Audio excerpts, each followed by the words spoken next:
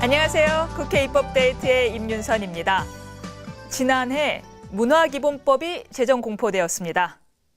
정부의 핵심 기조인 문화융성구현의 제도적 기반을 마련했다라는 평가입니다. 그래서 오늘은 이 법을 최종적으로 대표 발의하신 새누리당의 김장실 의원 모시고 자세한 말씀 나눠보겠습니다. 안녕하십니까, 의원님? 네, 안녕하십니까. 의원님 문화부 차관도, 문체부였죠. 문체부 차관도 지내시고 문화 분야에서 다양한 활동을 펼치신 걸로 알고 있습니다. 그리고 지난해 12월 드디어 이 법이 국회를 통과해서 30일 날 공포가 됐는데 31일에요. 이 법안을 발의하시게 된 배경부터 설명을 해 주시겠습니까? 예, 우선 이 법안은 역사적 한국의 발전사와 관련된 역사적 연원을 따지는 것이 이해하기가 쉽겠습니다. 역사요. 예. 1948년에 대한민국에 건립된 이래 1960년대 본격적으로 경제 근대화 작업에 우리는 본격적으로 시작을 했죠. 네. 예, 그렇게 해가지고 세계인이 놀랄 만한 경제 성장을 이루었습니다. 네. 그것이 한강의 기적이니 경제 기적으로 또 통칭되는 것으로 알려졌습니다. 이런 작업을 통해 가지고 중산층이 뜨거워지니까 그런 중산층을 포함한 많은 분들이 민주화를 요구하기 시작했죠. 예, 민주화를 요구를 했습니다. 그래서 근위주의 정부가 뒤로 물러서면서 80년 중반에 민주기적도 이루었습니다. 맞습니다. 민주기적이 이루어지니까 자연히 표현의 자유의 영역이 넓어지니까 이제 대중문화에서 해외 진출이 활발해지면서 대중문화 한류가 요즘 일어나고 있습니다. 네. 사정은 이렇습니다만도 국내적으로 보면은 우리 문화를 국민들이 향유하고 문화적 권리로서 느낄 만한 사정은 아닙니다. 대단히 고령화 저출산에다가 그다음에 실업이 높고 경제적으로 어렵죠. 그래서 문화를 지금 운이할 그런 단계가 아닌 분들도 많이 있습니다. 네. 그래서 이제 대중문화의 한류에서 시작된 것을 객을 높여서 우리 생활문화 한류나 가치의 한류, 이데올로기 한류까지 높이는 것도 필요하고, 그 다음에 전 국민이 먹고 살기도 바쁘긴 하지만도 그것을 넘어서서 삶의 총체적으로 행복하고 또 그 행복이 문화적으로 구현될 수 있는 무언가가 필요하다. 그래서 박근혜 대통령께서 지난 대통령 후보 시절에 문화분야 공약 1호가 문화기본법을 제정해서 제정하겠다. 두 번째 문화재원을 예산의 2%까지 끌어올리겠다. 네. 이렇게 하셨습니다. 그래서 저는 박근혜 대통령이 국정의 3대 지편 중에 하나로 문화융성을 들었고, 그 문화융성의 제도적 기반, 토대가 되는 것이 바로 문화기본법이다 생각해서 대표 발의를 하게 됐습니다. 맞습니다. 우리나라 현대사가 처음에는 경제에 중점을 두고 어느 정도의 경제적 성과도 이뤄내고 뭐 말은 있으나 어느 정도 사람들이 어느 최소한 이상의 경제적인 성과를 향유하게 됐다면 그 이후로는 또 정치적 성과를 향유하게 됐고요. 이제는 삶을 가치 있도록 하기 위하려면 어느 정도 문화적 삶을 향유할 수 있게끔 하는 것이 맞다라는 취지의 말씀인 걸로 알고 그렇습니다. 있습니다. 예. 네. 그런데 이런 것부터 여쭤볼게요. 문화, 지금 잠깐 말씀해 주셨지만 삶을 좀 가치 있게 만들고 풍성하게 만들려면 이제 문화를 어느 정도 우리가 고급의 문화를 다 같이 향유할 필요가 있다는 취지에서 말씀을 하셨는데 네. 문화 뭡니까, 의원님?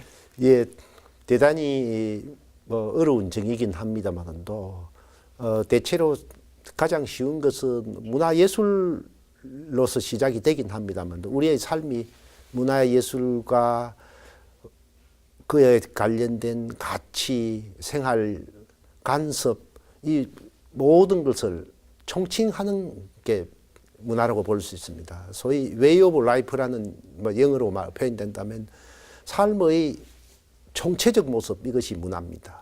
삶의 총체적 모습이 문화다. 예. 그렇다면 안 좋은 문화도 있지 않습니까? 예컨대 권위적 문화, 군대 문화, 예. 권위무적 이런 문화도 문화로 저희가 융성시켜야 되는 건가요? 그런 것은 전혀 아닙니다. 각종의 문화가 있지만 또 바람직한 문화가 있고 바람직하지 않는 문화도 있기 때문에 네. 저희가 융성하고자 하는 것은 세계인의 모델이 될 만한 바람직한 문화를 융성시키자 하는 그런 데 있습니다. 알겠습니다. 예. 그런데 문화에 법이 필요합니까, 위원님? 문화와 법이라뇨?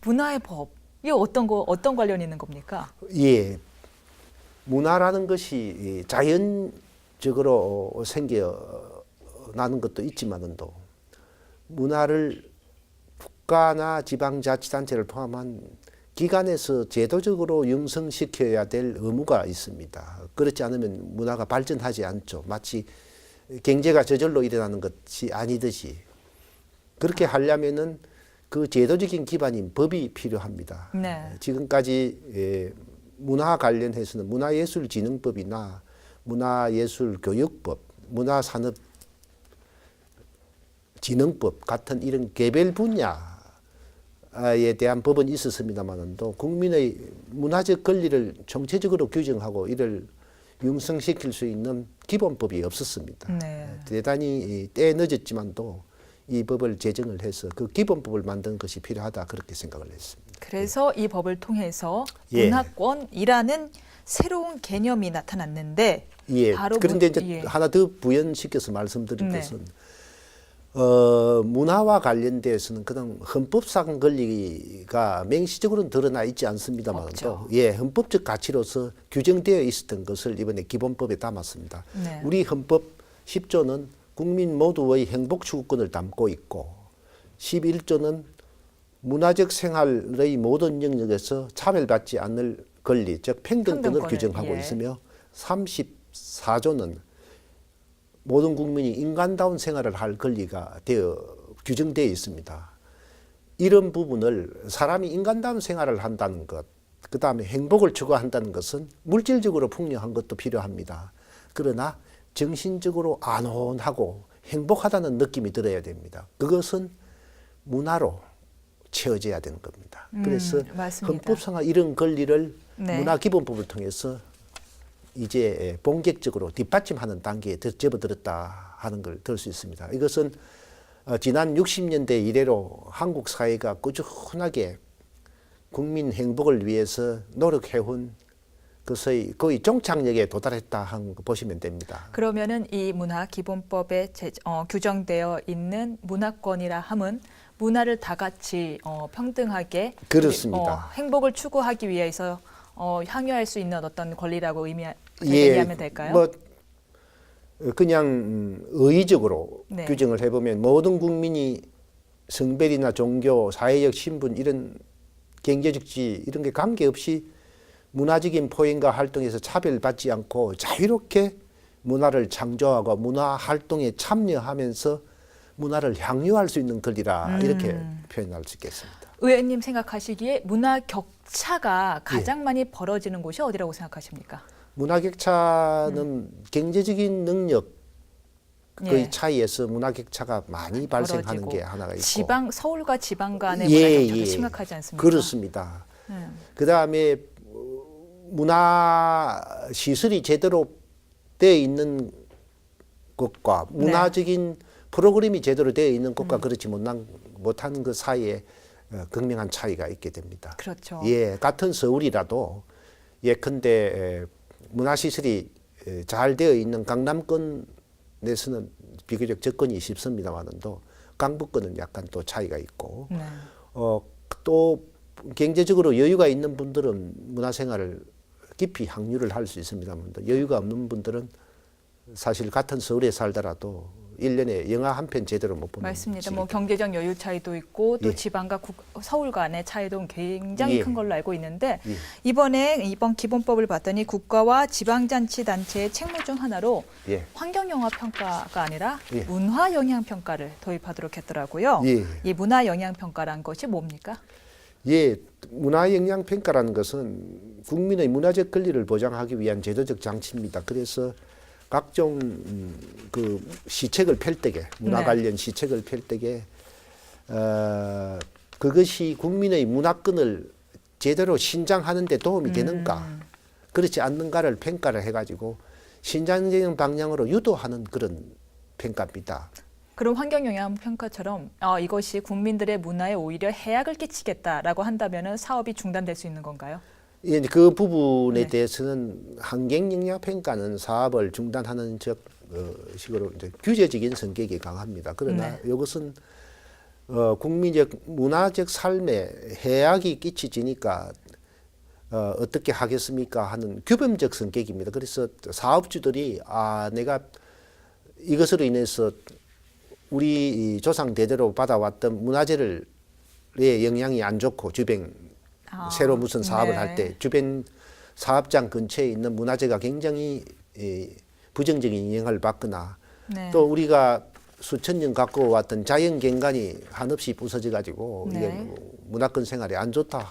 근데 그렇게 결론이 나면은 사업주들이 스스로 그러면은 강제적 성격은 없고 권고적 성격이 있겠군요. 권고적 성격이 강한 네. 것으로 저는 보고 있습니다. 그래서 호주, 뉴질랜드, 미국 등에서 일부 실시하지 그렇습니까? 전면적으로 이 법적 규정으로 남는 건 우리나라가 처음인데 호주, 그렇기 때문에 일본, 뉴질랜드요. 예, 제 생각으로는 규제적인 성격을 많이 완화를 시키고 권고적 성격을 부각시켜 가지고 그 지역에 사업이 벌어지는 지역에 문화 공동체를 발전시키는 방향으로 협의가 가도록 시행령이나 시행규칙에서 제정되도록 하고 있습니다. 지금 전문가가 연구를 하고 있습니다. 어떻게 운영하는 게 좋을지. 당장 어떤 규제를 가하진 않더라도 항상 우리가 어떤 사업을 할 때 네. 문화를 한쪽 내에 염두에 두고 있는 거 아닌가의 늘- 차이는 굉장히 있겠죠. 예, 늘 염두에 두고 네. 해달라는 식이 되겠습니다. 그러면 그것이 바로 이 제도의 예, 근본적인 특징입니다. 그러면 이유겠습니다. 어떤 사업을 계획 단계부터 설계 단계부터 종전에는 문화라는 걸 생각도 안 하고 교통 영향 평가, 환경 영향 평가 이런 것만 생각을 했지만 또 이제 국가나 지방자치단체 아니면 개인이 사업 구상을 하게 될 때에 내 이 사업으로 인해서 주변 국민의 문화권이 어떻게 침해받을 수 있는가 하는 걸 고려해 달라는 겁니다. 충분히 이해가 갑니다. 예, 수긍이 가고요. 다음에는 문화진흥 기본 계획에 대한 이야기를 해보겠습니다. 문화진흥 기본 계획을 5년마다 수립하게 하는 것도 이 기본법의 핵심 내용 중 하나입니다. 예. 네, 문화진흥 기본 계획 예. 왜 필요하다고 생각하십니까? 예, 사실 문화 관련 주무부처는 문화체육관광부입니다만은 또 기타 안전행정부다, 뭐 각종 지방자치단체다 여러 부처에서 문화 관련 정책들이 조금씩 진행되고 있습니다. 그래서 이것이 독자적으로 각계약진을 하게 되면은 서로 충돌이 일어날 수 있습니다. 그래서 지금까지 그런 걸 종합적으로 체계적으로 검토해 가지고 국민의 문화권을 신장할 수 있는 정책을 사실 조율하지 못했는데 이번에 이제 이 문화기본법에 이런 걸 두었기 때문에 문화체육관광부 장관이 5년마다 중앙부처 장관들하고 협의를 해가지고 네. 그런 계획을 세우면은 국가적으로는 자원 낭비가 없이 통일성 있는. 네. 각계 문화 정책에 충돌하지 않고 조화롭게 잘 될 수 있다고 봅니다. 꼭 필요한 제도입니다. 지금 사실 안 그래도 그 질문을 드리려던 참이었습니다. 문화부와 환경부가 일부 비슷한 부분이 뭐 환경부는 아무래도 좀 규제 부처이긴 하지만 뭐랄까요? 문화부만의 어떤 독특한 사업이 있다기보다는 문화라는 영역 자체가 워낙에 통합의 영역이다 보니까 다른 부처의 협조나 견제나 충돌이 끊임없이 발생할 것 같습니다. 그렇습니다. 그러니까 예컨대 뭐랄까요? 국제문화교류, 뭐 남북문화교류 이런 경우는 외교부 통일부하고 일도 또 필요할 테고요. 어떻습니까? 예, 사실 정부라는 게 복합적인 성격의 사업들을 많이 추진하기 때문에 딱딱 떨어져서 일을 할 수 있는 그죠. 문화부만의 일이 예, 없어요. 그런 경우는 예. 뭐 그렇게 많지는 않습니다. 그래서 중첩적으로 걸쳐 있는데 국제문화교류 같은 것은 외교부하고 문화부가 남북 문화교류는 솔직히 통일부와 문화부가 이렇게 서로 잘 조율해서 협조할 사항입니다. 예를 들어 보죠. 해외 문화 외교를 하려고 할 때에 주요한 콘텐츠는 국내외를 막론하고 문화부 사람들이 제일 많이 매니저 관리해 왔습니다. 네. 잘 알죠.